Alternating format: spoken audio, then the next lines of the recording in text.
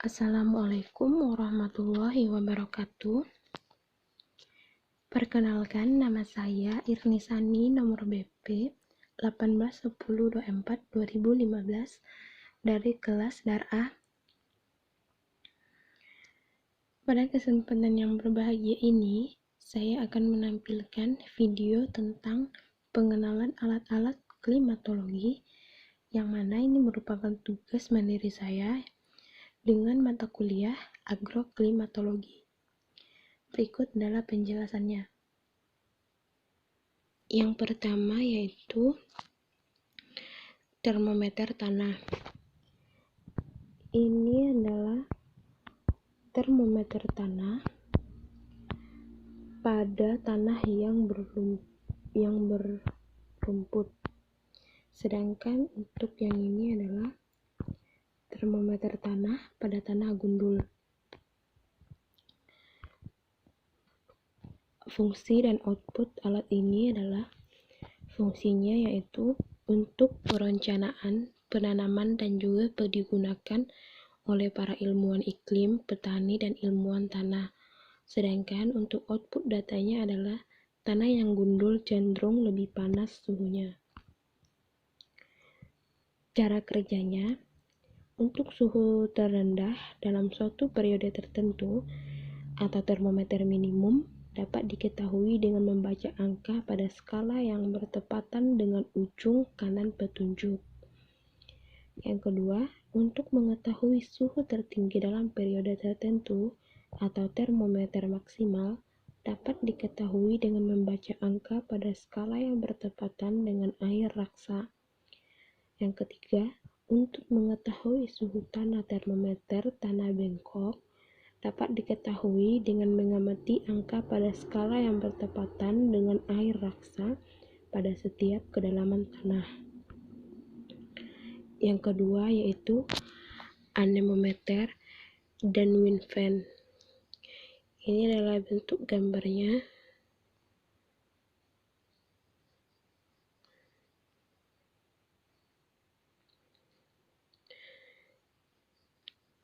Fungsi dari alat ini adalah alat yang bernama wind fan ini berguna untuk menentukan arah angin. Kemudian alat yang bernama anemometer ini bisa mengetahui beberapa kecepatan anginnya. Cara kerja, wind fan akan bergerak memutar angin yang berhembus sehingga dapat diketahui asal angin. Dan pada saat itu pula dapat mengetahui kecepatan anginnya dengan melihat anemometer. Yang ketiga, open pan evaporimeter. Ini adalah tampilan gambarnya dari alat ini.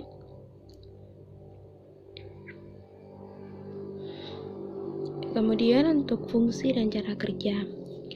Fungsinya yaitu digunakan untuk mengukur besarnya evaporasi pada badan-badan air atau permukaan.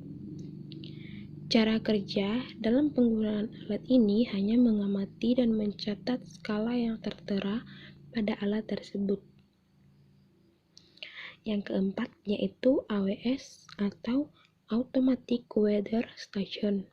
Dan ini adalah bentuk gambarnya. Alat gambar tersebut terlihat seperti tiang listrik. Untuk fungsinya yaitu berguna untuk mengukur unsur cuaca seperti temperatur, kelembaban, tekanan udara, kecepatan angin, dan radiasi matahari secara otomatis. Cara kerjanya, alat ini merupakan alat otomatis yang terdiri dari beberapa sensor. Terdapat sensor temperatur, kelembaban hujan, solar radiasi, dan net radiasi, serta tekanan. Dipasang pada tiang setinggi 10 meter di tanah terbuka atau lapangan. Sensor-sensor tersebut akan mengirim data-data unsur cuaca tertentu yang kemudian disimpan dalam data logger yang diteruskan ke komputer. Yang kelima yaitu barometer. Ini adalah alat dari barometer.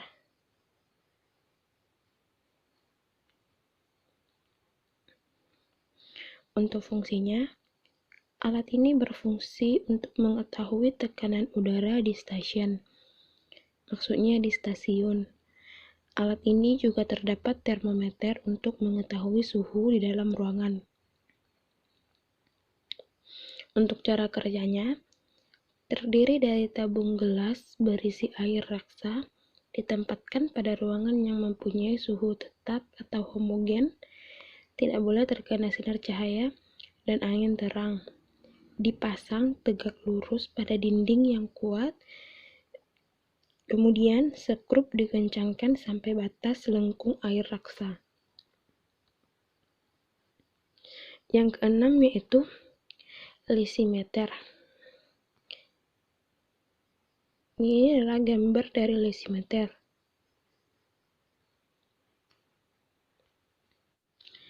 Untuk fungsi dan outputnya, berfungsi untuk mengukur evapotranspirasi, penguapan lahan, dan transpirasi tumbuhan. Sedangkan untuk output datanya adalah hasil lysimeter sama dengan 0,75 open pen kelas A.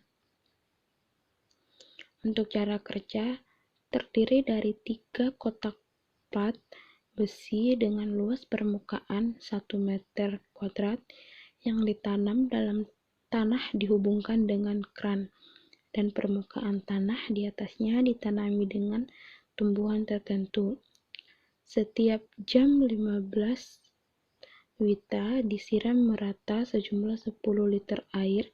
Pada jam 15 wita hari berikutnya, 24 jam diukur kembali melalui kran-kran. Jumlah air yang diukur selama 24 jam tadi kemudian merupakan hasil dari evapotranspirasi. Yang ketujuh, high volume air sampler. Ini adalah gambar dari alat tersebut.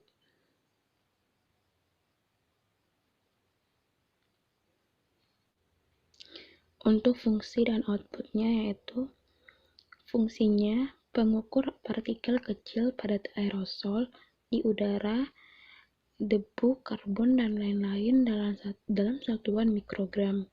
Untuk output datanya, ambang batas polusi udara sama dengan 260 mikrogram. Untuk cara kerjanya, terdapat motor penghisap dan flow rate pengukur kecepatan aliran udara masuk. Udara dihisap melalui celah samping penutup sehingga partikel kecil padat yang menempel pada bias atau filter yang telah terpasang. Sebelumnya, berat filter sudah ditimbang terlebih dahulu. Sesudah pengoperasian selama 24 jam, berat filter yang ditimbang kembali dan dianalisa. Yang kedelapan yaitu automatic rain sampler. Ini adalah gambar dari alat tersebut.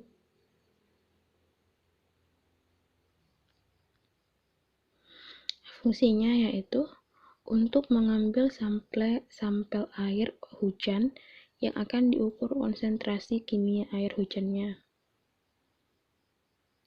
Cara kerja, prinsip kerjanya terjadi hujan, maka sensor akan memberikan trigger kepada sistem kontrol untuk membuka tutup tempat penampungan air yang digerakkan oleh motor listrik. Selama hujan, penutup tersebut tetap terbuka. Kemudian setelah hujan berhenti, maka penutup akan bergerak ke posisi semula, sehingga air hujan yang di tempat penampungan tak terkena kotoran lain karena tertutup rapat. Kemudian sampel air hujan tersebut dikirim ke laboratorium kualitas udara BMKG Jakarta untuk dianalisis. Yang kesembilan yaitu Campbell Stock. Merupakan gambar dari alat tersebut.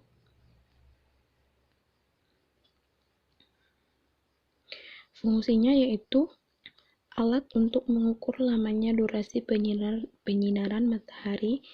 Lamanya penyinaran matahari selama sehari yang diukur dengan memanfaatkan pergerakan semu matahari atau garis edar semu yang dimiliki oleh matahari dari timur ke barat dan sinar matahari yang datang menuju permukaan bumi. Cara kerjanya itu, bola kaca pejal akan memusatkan atau memfokuskan sinar matahari yang jatuh pada sekeliling permukaan bola kaca pejal sedemikian rupa sehingga fokus sinar matahari tersebut tepat mengenai permukaan kertas bias dan meninggalkan jejak bias yang terbakar sesuai posisi matahari saat itu. Yang ke-10, termohygrometer. Ini adalah alatnya.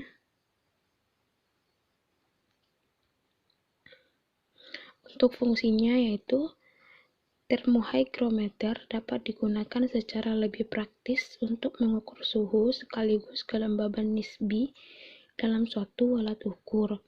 Satuan yang tertera pada alat ukur ini adalah derajat Celcius pada skala penunjuk suhu dan derajat pada skala penunjuk kelembaban nisbi. Untuk cara kerjanya, di dalam pengukuran suhu udara terdapat dua proses.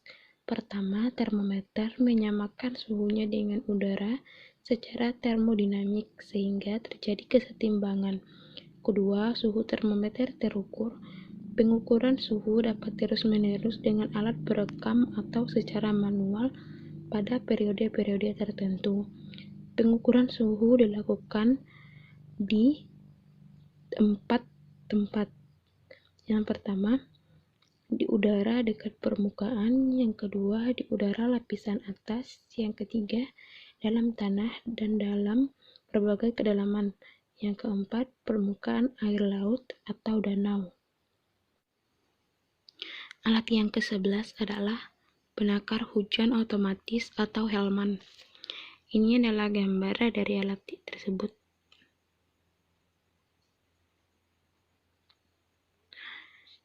Fungsinya adalah pencatat intensitas curah hujan atau tingkat kelebatannya. Untuk cara kerjanya, jika terjadi hujan, air masuk ke corong air, mengalir ke tabung pelampung melalui selang dan mengangkat pelampung pena yang terhubung ke pelampung merekam data kertas bias. Kertas bias berputar seirama dengan gerakan clock drum. Jika jumlah curah hujan yang tertampung mencapai 10 mm, maka air tersebut tumpah melalui pipa Hefel dan mereset pena ke posisi 0. Demikian proses ini terjadi berulang-ulang. Yang ke-12, psikrometer standar. Dan ini adalah gambar dari alat tersebut. Untuk fungsinya yaitu terdiri dari 4 buah termometer. Yang pertama, termometer bola kering. Yang kedua, termometer bola basah. Yang ketiga, termometer maksimum. Yang keempat, termometer minimum. Fungsi alat ini adalah untuk mengukur suhu udara dan kelembaban udara dengan satuan derajat Celcius serta persen. Untuk cara kerjanya yaitu termometer BK menunjukkan suhu udara, termometer BB digunakan mencari kelembaban udara dengan bantuan tabel. Termometer BB, bola air raksa harus selalu basah dengan menggunakan kain muslin yang selalu basah oleh air murni. Termometer maksimum digunakan untuk mencari suhu maksimum dalam sehari. Pembacaan jam 12 UTC atau jam 20 WITA. Termometer minimum digunakan untuk mencari suhu minimum dalam sehari. Yang 13, sangkar meteorologi. Ini adalah gambar dari alat tersebut. Fungsinya adalah, nama alat ini meteorologi, fungsinya yaitu tempat meletakkan peralatan meteorologi atau psikrometer. Cara kerjanya yaitu berventilasi, double jeruji mengalirkan udara masuk keluar, kegunaan sangkar meteorologi, menahan tiupan angin kencang, menghindari radiasi matahari, menghindari tetesan air hujan, menghindari penjalaran radiasi suhu lokal, baik dari udara maupun dari tanah. Hal yang perlu diperhatikan, pintu sangkar yang menghadap utara selatan sangkar dicat putih agar memantulkan cahaya atau WMO. Yang terakhir yaitu Hawk, Geog, dan Stilwell. Ini adalah gambar dari alat tersebut.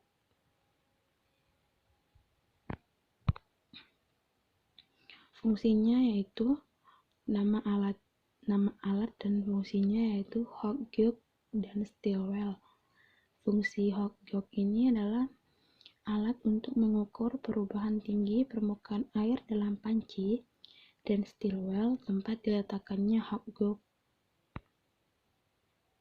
Cara kerjanya, Hawk, Geog, alat ini berupa batang berskala dan sebuah sekrup ulir yang berada pada batang tersebut yang digunakan untuk mengatur letak ujung jarum pada permukaan air di dalam panci. Sekrup ulir ini berfungsi sebagai mikrometer dengan 50 bagian skala. Satu putaran penuh mikrometer menunjukkan perubahan ujung jarum setinggi 1 mm. Cara pengukuran putar sekrup pengatur pada Hawk, Geog pelan-pelan sampai ujung jarum tepat berada pada permukaan air.